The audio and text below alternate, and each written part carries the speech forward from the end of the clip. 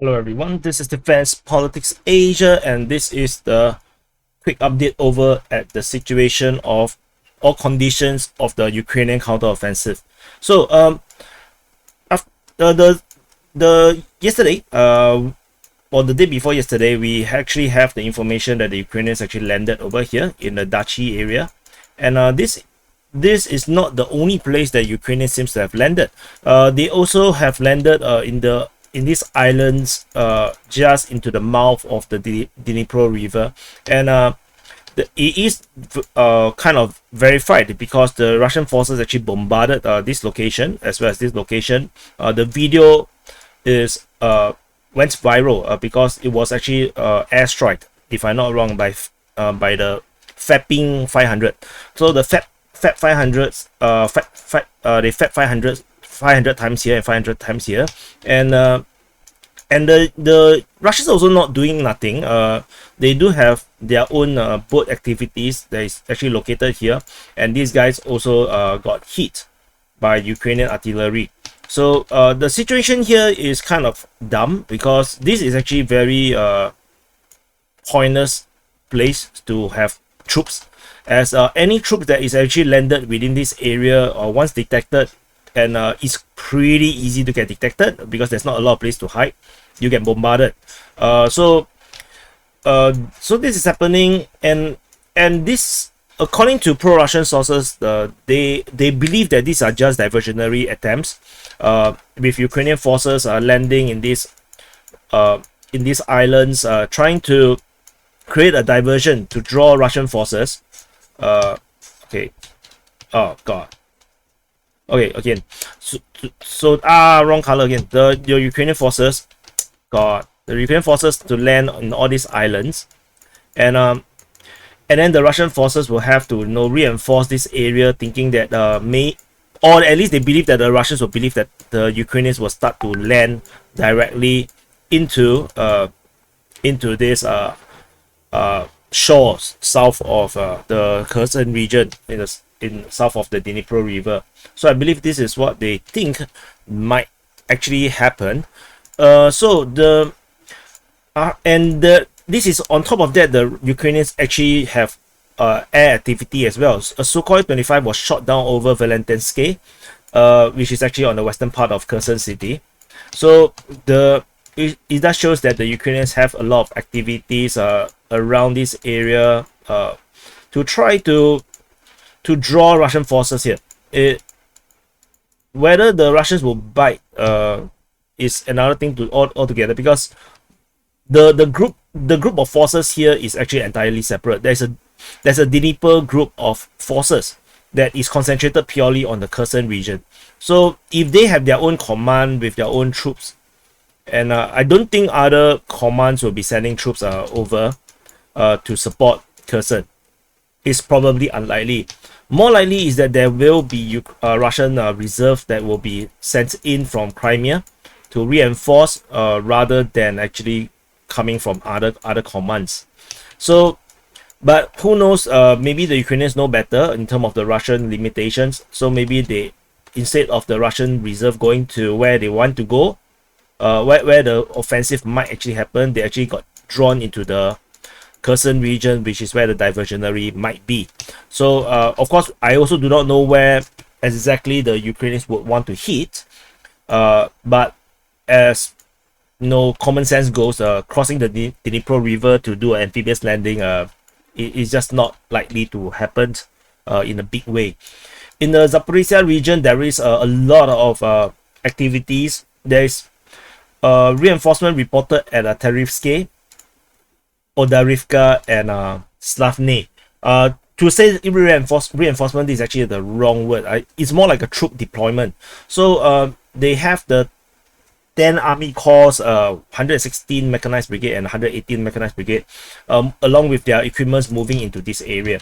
So the Ukrainians are actually gathering their forces in this area here, and it's actually a bit of a distance from the front. It's around 20 to 30 kilometers away from the front. So that means that there is a possibility that the counter-offensive or the main offensive might actually happen here. I'm not even sure I want to call this an offensive or a counter offensive, but there is a gathering of Ukrainian forces in this area here.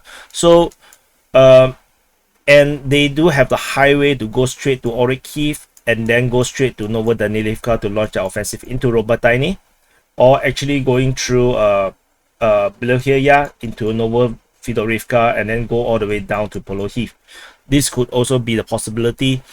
And but if you look at the Russian artillery shelling, they are actually shelling Kayamsky.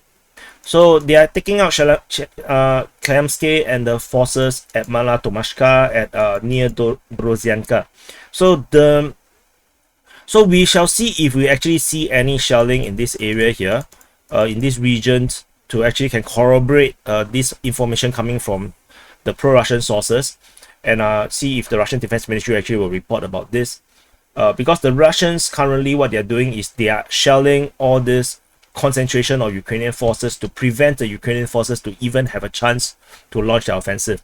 And the Ukrainians are actually having a lot of problems because every single day that they delay their offensive, more troops will die without fighting. And because there will always be troops getting spotted, and then they will get airstrike or missile strike or artillery strike. And every time this happens, the troops get thinner by a little bit.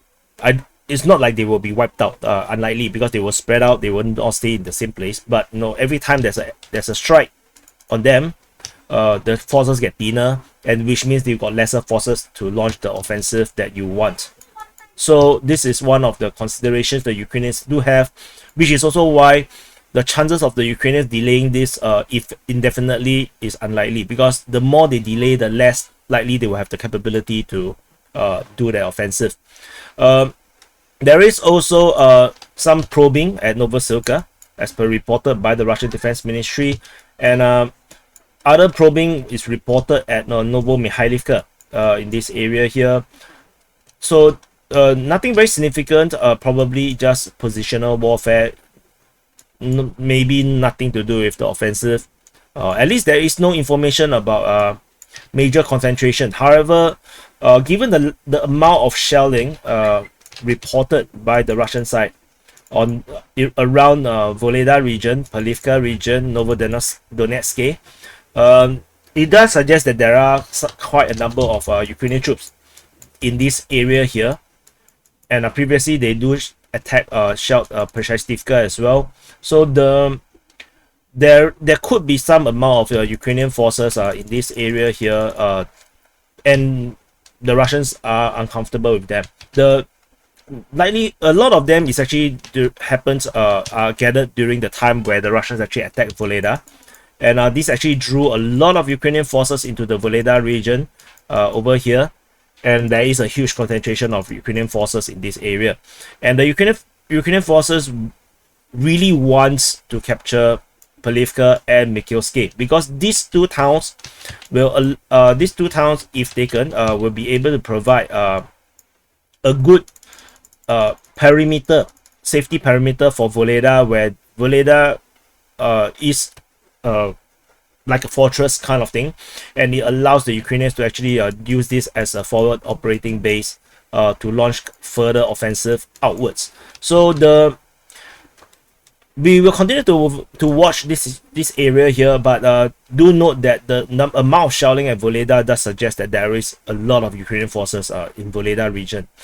There's nothing much on the Avdiivka region. There is counter-offensive in the Kromove road region. This is not exactly part of the Ukrainian offensive, but something to take note of.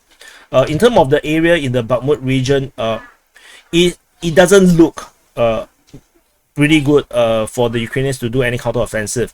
Prigozhin actually made a very weird statement. He says that there is nothing to prevent the Russian forces to go towards Sloviansk and Kramatorsk right now, because the Ukrainian forces is entirely constrained in Bakhmut, and so he said that the operational space is now completely open. So this is actually a very weird statement. I'm not sure if this is disinformation or is this just Prigozhin being honest Okay, actually he have two faces. He can be very honest or he can be trolling. I can't tell if he's trolling here. So indeed the Ukrainian forces has been trying their best to reinforce and hold Bakhmut for as long as they could, for whatever strategic reasons they deem needed to hold these remaining areas in Bakhmut city. So the fact that they need to do this while the Russians are actually attacking in other places in this area here, which then the Ukrainians will also have to reinforce and to meet these Russian forces, means that all the reserves that have been positioned around Bakhmut will have to be drawn in, and this actually creates the some kind of gap in the Ukrainian side. It seems you can see that the Russians are only attacking in these areas, not much. They are concentrating their entire attack only in this area here, and the Ukrainians may end up, taking the bait and drawing all the reserve from the area to this area, because the fighting here is so fierce. If they don't bring in the reserve, they cannot hold the position because the Russians are concentrating all here. And the fact that Prigozhin say that might suggest that the Ukrainians might have drawn a lot of forces away from the highway region, and this would actually allow the Russians to push out. This will actually kind of invalidate my theory that the Ukrainians will actually do a pincer in this way in their offensive. Whether they can still do this is anyone's guess, but given the fact that the Russians are bombarding real positions like Stupovsky, previously they actually also shelled Chasivya, Mykolaiivka, Kalinina, Orikhiv. All this shelling in these rear positions by the Russians do suggest that there is a lot of Ukrainian forces in this area that is being pulled into these positions as reserves, or to be as the second line of defense. And we do know of information that the Ukrainians do indeed are trying to reinforce as well. This might actually corroborate what Prigozhin is claiming.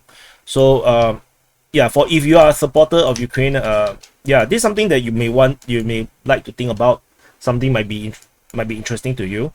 And in terms of other spaces, there is some small push by Chechen forces in this area that captured the gas compressor station, and the Ukrainians are counter-attacking in this area here, trying to recapture this position.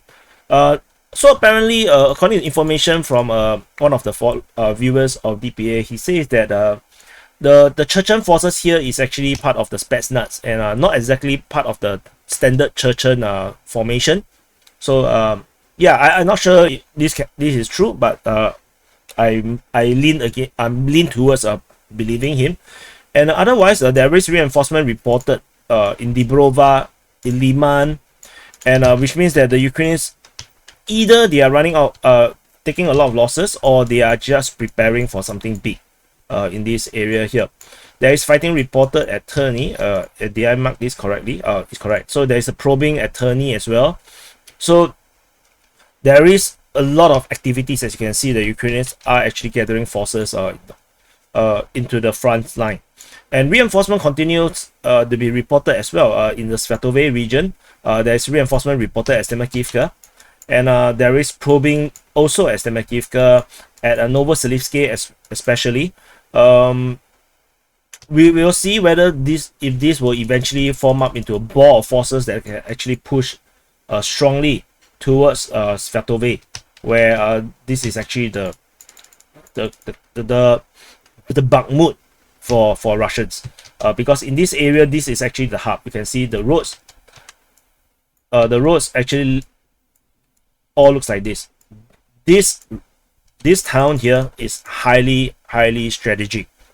So if the Ukrainians can take this town, the entire area here would be pretty much under the control of the Ukrainians, because it will be easier for the Ukrainians to push out than the Russians to push in. Similar to what happened in Kharkiv. Kharkiv looks a bit like this, but much bigger. And the Russians actually have a lot more trouble trying to encircle Kharkiv. So Svatove is the prime objective. All this gathering of forces, the amount of shelling being reported at Stemakivka region and Kotelivka, the amount of shelling at Berestove that we have been reporting, Kramalny, it does suggest that the Ukrainians have been trying very hard to reinforce and strengthen their positions here so that they can actually make the push for Svatove. So there is probing also reported at the Tinkovka region as well as the Sinkivka region. Sinkivka is particularly a very hot area where the shelling is among the most intensive in the Sinkivka region, and the Ukrainian probing is also one of the more consistent ones that the Ukrainians are consistently trying to probe this area here. Otherwise, there's also shelling reported in the Voroshina region and Vyhorivka region. The shelling at the Voroshina is also a bit more than what I would think is normal. So that might be a possibility where the Ukrainians are gathering forces in this area.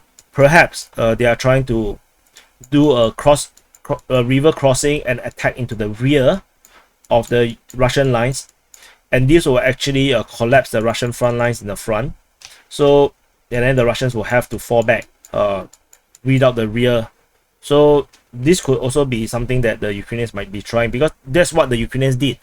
Previously they actually crossed at Voroshine, and they are trying to push for Tavizanka. But however, that it was stopped after the Russian partial mobilized troops start to enter into the front line, and this actually stopped the advance of the Ukrainians.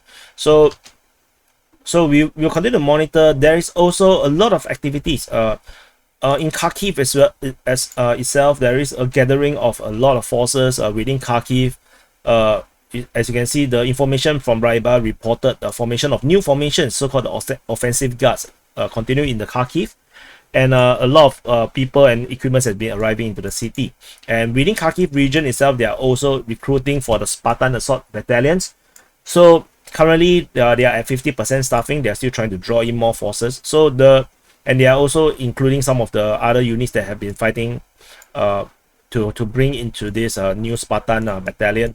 So the Ukrainians are indeed trying to change color in the Kharkiv region. Not sure what they would do, because there is this weird information of the evacuation of local civilians at Vovchansk, according to Raiba. I have actually seen this similar information near Kayamske in the Zaporizhzhia region, but I did not report that because I kind of feel like it might be some misinformation or not important information.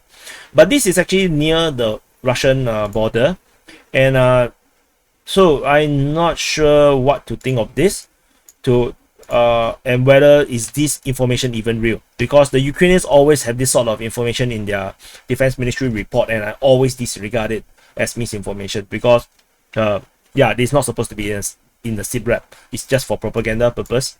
The kind of information that is being written, like forcing people to change passport and all these things, it's not a battle thing. It's not supposed to be in the Ministry of Defense SITREP. So anyway, whether the Ukrainians will actually end up do a counter offensive into Russia itself, I'm not sure. But I feel that like I did mention before, it seems very casual that one of the best way the Ukrainians can do is actually to attack into Russia itself, and this will actually mess up the entire Russian war planning. And of course, it would draw Russia into a war, like as in they are at war, but into the declaration of war. But what is the difference for the Ukrainians? There's no difference. So let's see. Because it do push the NATO support into showing their hands. If the Ukrainians actually do attack into Russia itself, then it will force the NATO to actually show whether they will continue to support Ukraine as what they always been saying, or are they just trying to kill off all Ukrainians. So whether the NATO will actually join the war or they not. If they don't, then in fact a declaration of war by the Russians will speed up the war, and then the Ukrainian leadership will be able to decide. Maybe the NATO support is all a bluff, and they just want to kill off all Ukrainians, and perhaps surrender will be done, in a more palatable way. Because at this moment, as the forces are grinding out in the front lines, the Ukrainian leadership cannot surrender at the current even if they want to. Let's say if they're planning to surrender, they cannot surrender because it doesn't look like they are losing. The Ukrainians aren't losing per se. They are losing tactically in Bakhmut, but generally speaking, the war is still a stalemate in because the front line don't really change. So the Ukrainians can't really surrender in the current situation. Pushing for a war, a proper declared war by the Russians, might actually be the solution to get out of it. Because if not, NATO will not allow them to surrender, because NATO will continue to send reinforcement and more equipments into Ukraine, and the Ukrainians cannot step down from it. The pressure from NATO or from the United States, and versus the pressure from nationalists within the country, all this consideration will make it impossible for the leadership to actually have any peace negotiation with Russia. And to be honest, the leadership also cannot just weaken the front line and allow the Russians to pour through, because that will be also treason. So that's one way, to push into Russia, force a declaration of war, and then with the Russians pushing into Kiev. Yeah, maybe that could be a solution to get out of the war, but who knows? Anyway, this is the analysis and update. It's not even quick, it's 20 minutes about the Ukrainian counter offensive. And if you like the video, and if you like this series where I try to keep track of the Ukrainian offensive or counter offensive status or conditions, do comment below and let me know that you like this and want me to continue it. And I will continue to keep track the situation, whether this counter offensive or offensive actually will happen, or what is the situation, what is the conditions or situation that is facing the Ukrainians in the pro-Ukrainian or Ukrainian or neutral perspective. Because the pro-Russian side don't really care. The pro-Russian side just believe that they will kill all Ukrainians or defeat all Ukrainian forces. So there is no difference in the pro-Russian perspective. But in the pro-Ukrainian perspective, in the neutral perspective, I think there's a lot to talk about. So anyway, thank you for watching, and I'll see you in the next update.